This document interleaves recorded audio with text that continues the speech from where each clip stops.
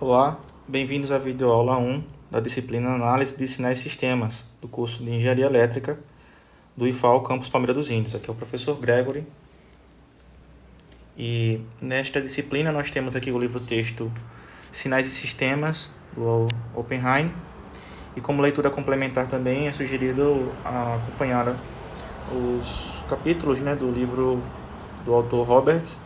Ele traz alguns exemplos com simulações no MATLAB, eu acho interessante, e também do LAT. Mas focando de um modo mais prático, eu sugeriria vocês acompanharem o Oppenheim e o Roberts. Os objetivos dessa disciplina, basicamente, é caracterizar sinais e sistemas com aplicações em engenharia elétrica, certo?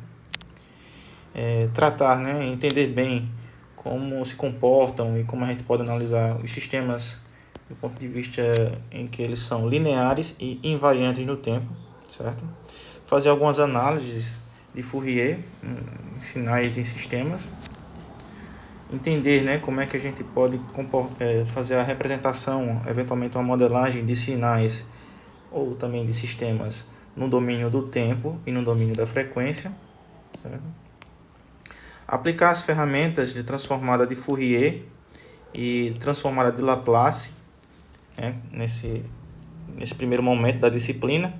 E a extensão da disciplina ela vai para outra área, que é a de processamento digital de sinais.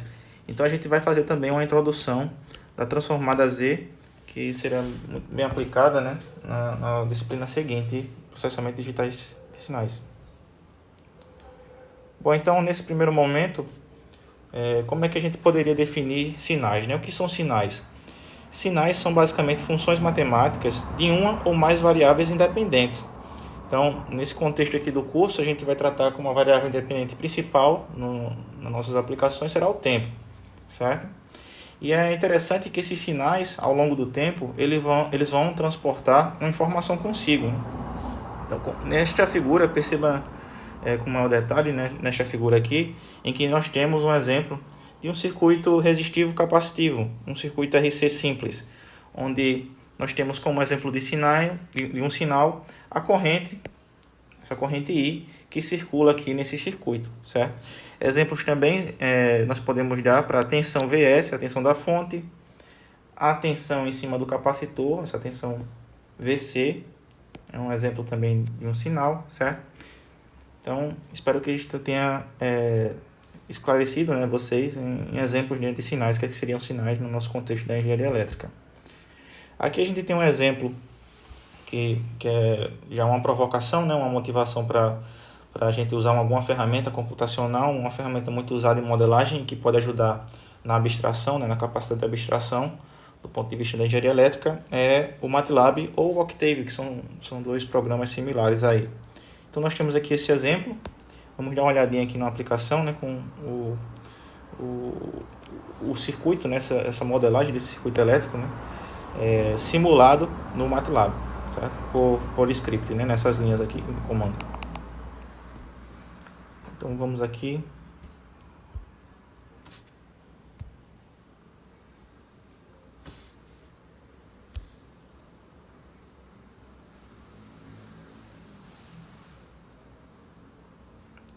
Bom, perfeito. Aqui a gente tem a simulação já rodada. Podemos observar aqui de um sinal, que esse sinal no caso é a tensão no capacitor, ao longo do tempo. E o tempo é a nossa variável independente, como foi comentado anteriormente. Então perceba aqui que nós podemos ter um primeiro tipo de interpretação, é que a tensão no capacitor,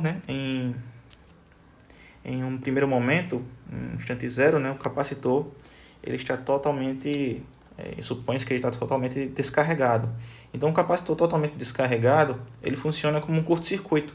E a tensão em cima de um curto-circuito é zero, A diferença de tensão que a gente conhece em um fio é zero. Então, está batendo aqui com a nossa expectativa. E perceba que, à medida do tempo, à medida que a gente vai percorrendo aqui, ao longo do tempo, a tensão do capacitor vai se acumulando, vai crescendo, crescendo até ele estar totalmente carregado. E nesse ponto aqui a gente chama de regime permanente. É considerado o tempo, a faixa de tempo, né, em que o capacitor está na sua condição estável. E aí, quando o capacitor está totalmente carregado, a tensão nele é uma tensão de circuito aberto, né? A gente considera que o capacitor, quando está totalmente carregado, é uma tensão de circuito aberto. E, basicamente, esse exemplo traz uma representação, né, mais prática, assim, que a gente quisesse fazer uma abstração, né, desse contexto, né? Certo? Então, voltando aqui, nós temos aqui outro exemplo de sinais, que é um sinal de voz capturado, né, da fala de uma pessoa. Então essa pessoa falou a palavra aqui should em inglês. Então esse é um exemplo aí desse como se comporta esse sinal ao longo do tempo, certo? O tempo aqui é caracterizado, né, o tempo considerado aqui foi de 200 milissegundos. Aqui outro exemplo de um sinal, né? Um sinal ele pode ser de uma dimensão, duas dimensões. Então a gente tem um exemplo aqui de uma imagem monocromática, né? Caracteriza também um exemplo de sinal em duas dimensões, desculpa. Mas no nosso curso a gente vai considerar mais sinais de uma dimensão, uma variável independente que é o tempo. Bom, os sinais eles podem ter características contínuas ou discretas. Aqui a gente tem um exemplo de um sinal no tempo discreto, né? Esse exemplo aqui é o índice semanal da Bolsa de Valores de Nova York, Dow Jones. Então, o pessoal pega aí o índice da semana, né? E vai marcando aqui ao longo do tempo. Isso aqui caracteriza aqui um sinal discreto. E um sinal contínuo tem esse perfil aqui, né? Então, um perfil, a representação de um sinal x de t contínuo no tempo. Abaixo, né, nós temos um outro exemplo de um sinal ao longo de um tempo, mas esse tempo é um tempo discreto. Então perceba aqui, né, nossa representação da variável tempo discreto é n e tempo contínuo é t. Bom, e o que seriam sistemas? Basicamente nós podemos definir de um modo geral e que sistemas, de um modo geral, eles processam sinais.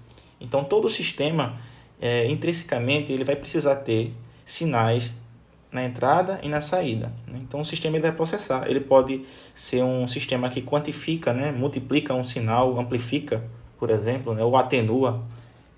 São exemplos de sistemas, né? Então ele vai mexer no comportamento do sinal. Ele vai ter um sinal na entrada e vai fornecer um outro sinal na saída, certo? Aqui nessa figura vocês podem ver com mais detalhes, né, um exemplo de um sistema no tempo contínuo.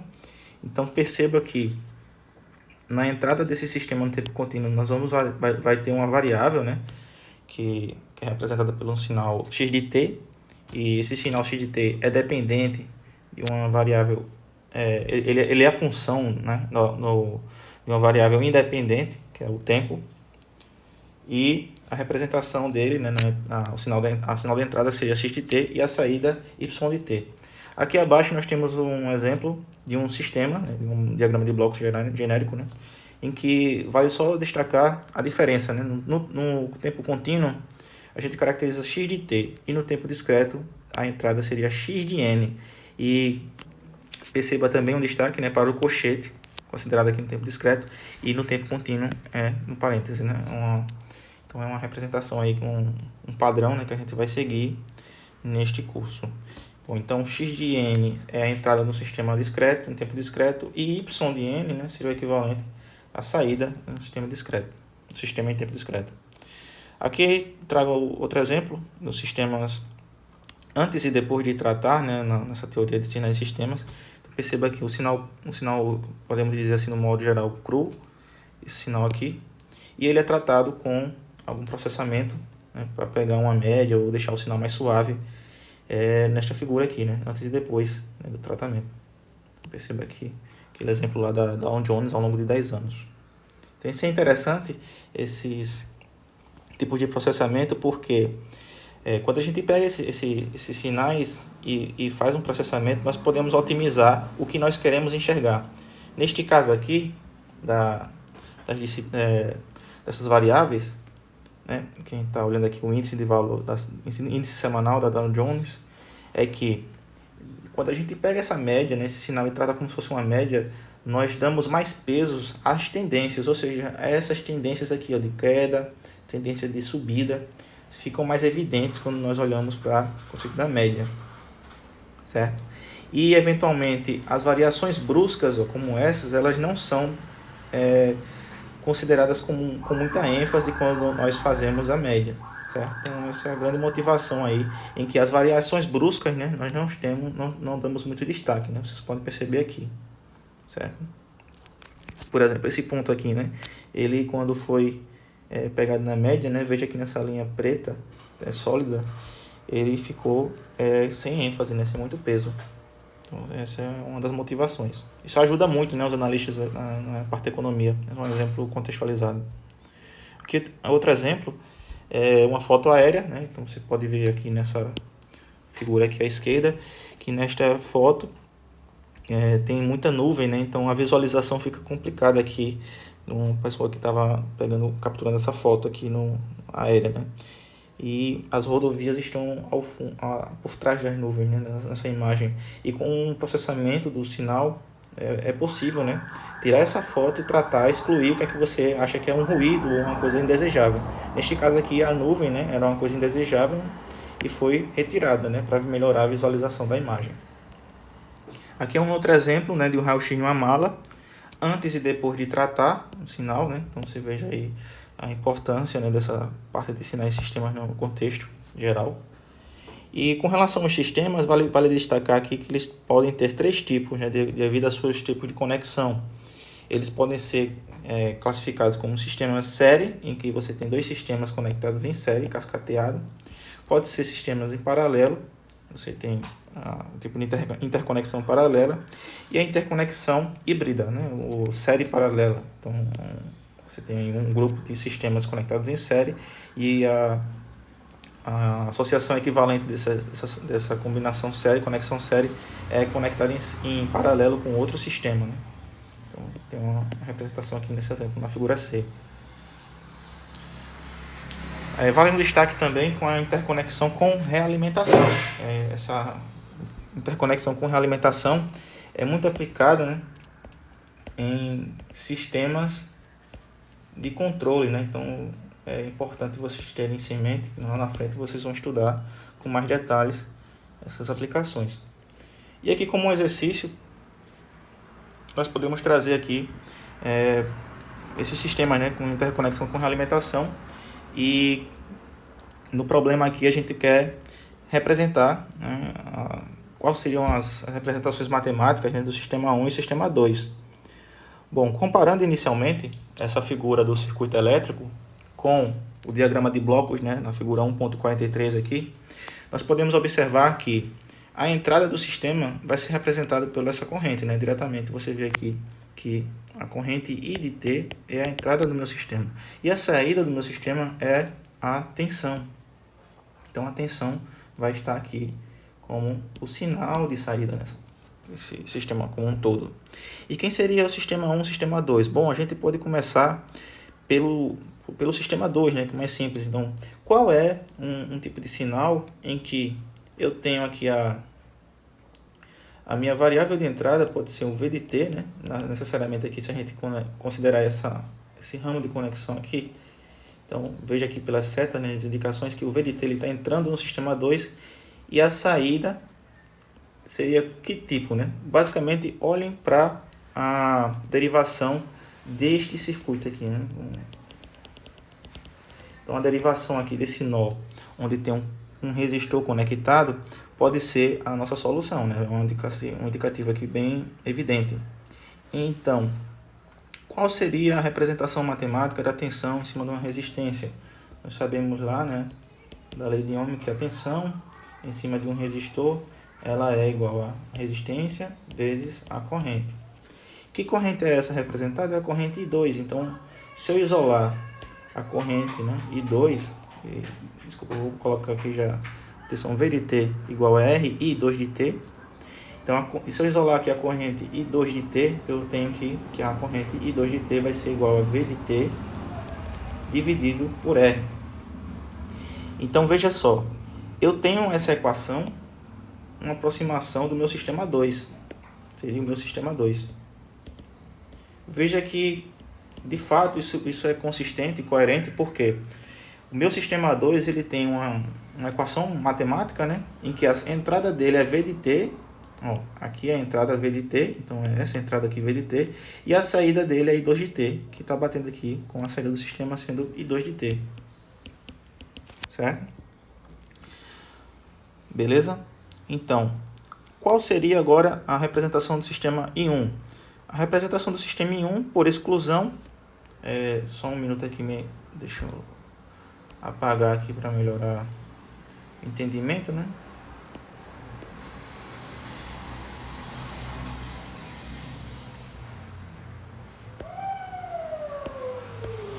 Então, o sistema I1, nós olharíamos para esse ramo aqui de conexão, né? A tensão em cima do capacitor.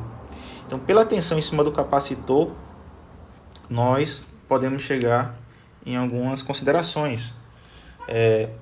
Vamos puxar os conceitos dos estudos de equações diferenciais, em que a corrente em um capacitor, né, ela é representada pela equação C dVc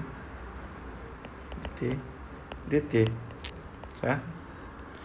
Bom, a definição, né, e a dedução dessa expressão vocês podem pegar lá do conceito, né, da carga, né, e a representação da carga acumulada em um capacitor, certo? Então isso aí pode ser basicamente a dedução base, né? Você parte desse princípio, né, que o capacitor ele acumula carga, né, ao longo do tempo, e essa relação ela é linear com a variação de tensão nos terminais do capacitor, certo? Então isso aqui nós podemos dizer que esta equação, né, que a gente acabou de escrever é a equação característica do sistema. Então, quem seria a minha equação característica? Desculpa.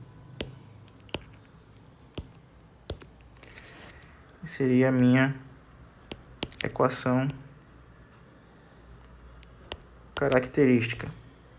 A gente pode partir dessa equação já, né, pelos conceitos de equações diferenciais, os conhecimentos. E C, a corrente do capacitor é C dVc dt. Muito bem. Mas aí, perceba o seguinte, né, que no sistema 1 eu tenho a saída do sistema 1 é tensão e a entrada dele é a corrente, né, essa corrente I1 de T. Bom, então como é que eu relaciono isso? Eu posso aplicar aqui o operador integral nos dois membros da equação, né? Então eu aplico aqui integral nos dois membros da equação e eu vou chegar nessa relação, ó.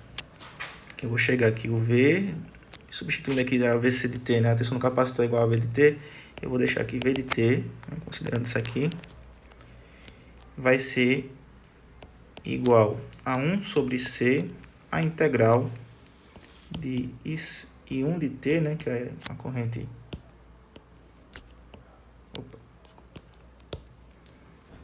a integral de I1 de T dt. Certo? Então isso aqui seria a representação matemática do sistema 1, beleza? Então tá aqui, né, as características, né, capacitor e resistor. E outro sistema, né, realimentado, ou seja, com feedback, que a gente pode dizer também, um sistema feedback, é um sistema com realimentação. Eles são muito importantes, né? Por quê? Porque basicamente você pode pegar um sistema que é instável e com o processo de realimentação você tornar esse sistema estável. Então é muito interessante. Um exemplo mais próximo, né, você pode ver a questão de um pêndulo invertido, né? Então o pêndulo normal ele é estável, mas aí com um pêndulo invertido ele fica instável, né? Você não consegue deixar um pêndulo invertido. Um exemplo é um cabo de vassoura instável, né? Ele tende a cair, né? Esse sistema aí não consegue ficar fixo, mas você pode colocar um motor nele e colocar uma malha de realimentação, ou seja, um bloco de realimentação, para manter uma força e esse sistema ficar estável, né? Pegar um sistema que é instável e deixar ele estável. Então tem alguns vídeos aqui como sugestão para vocês olharem, vale a pena, né? Que são basicamente para descrever aí como é que seria isso aí no ponto de vista prático. Então muita coisa relacionada com controle, né? Como falei anteriormente. E aí com relação aos domínios usados, né, para representação de sinais, são basicamente esses dois, né? No tempo, então você tem aqui um exemplo no osciloscópio, uma foto do osciloscópio, em algum circuito, em que você tem um sinal de tensão no tempo, em amarelo, e um sinal, esse mesmo sinal, né, de tensão no domínio da frequência. Isso aqui é interessante para a gente observar certos aspectos que não são tão claros, né, num primeiro contato. Então está em uma segunda, terceira camada de abstração. E aí o tratamento desses sinais, né, o processamento desses sinais para a gente trazer aí para um instrumento de medição como um osciloscópio é muito útil e pertinente para auxiliar a vida de um profissional na área da engenharia elétrica. Então perceba aqui esse mesmo exemplo, né, em uma escala de tempo diferente. Aqui estava 5 milissegundos e aqui está em 50 milissegundos. Bom, então umas observações aqui finais, né, interessante é que o sinal analógico ele é caracterizado também como um sinal contínuo no tempo. Todo sinal analógico ele vai ser contínuo no tempo, assim como todo sinal digital vai ser um sinal discreto no tempo. E o conceito de amostragem, nós podemos trazer basicamente um conceito inicial, vocês vão trabalhar mais com esse conceito de amostragem ao longo da disciplina seguinte, né? Que é basicamente o processo de obtenção de valores, ou seja, amostras do sinal em tempo contínuo em instantes discretos. Isso aqui é basicamente observado nessa figura, né? Você tem um sinal contínuo e aí a cada período eu vou lá e capturo qual sinal, qual a magnitude daquele sinal. Então tem esse sinal discretizado. Isso pode ficar mais claro nessa figura aqui, né? Então você tem aqui exemplos, né, de instantes de tempo em que eu vou lá e capturo o sinal, certo? Isso aqui são basicamente exemplos, né, desses sinais discretizados. Uma motivação aí, né? E esses instantes de tempo a gente pode trazer aí, por exemplo, a medição de um sinal de tensão, medição do sinal de corrente, né? Isso aí pode ser bem direto aí com o conceito de amostragem, porque um sensor que está conectado em um microprocessador, por exemplo, um processador digital de sinais, vai ter um bloco de conversão analógico-digital, chamado também de AD. Então, a cada período de tempo ele vai lá e amostra qual é o valor daquele sinal, né? O sinal elétrico, o valor da tensão, o valor da corrente, o que seja que esteja mais interessante, né, para ser capturado, né, na medição, certo?